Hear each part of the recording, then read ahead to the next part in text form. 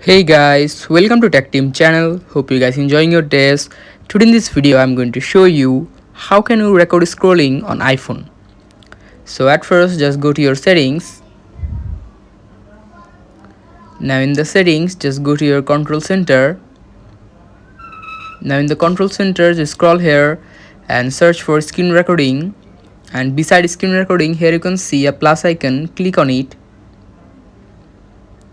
And here you can see your screen recording has included to your controls. Now just go back, and from here you can see the screen recording is on. You can just turn on your screen recording, and by turning on it will start screen recording. And if you click on your screen record again, it will stop your screen recording and it will be saved on your photos. So guys, that's how you can record screen recording on iPhone. Hope you find this video helpful. If you find this video helpful, then give a thumbs up and don't forget to subscribe this channel. Thank you very much for watching the video.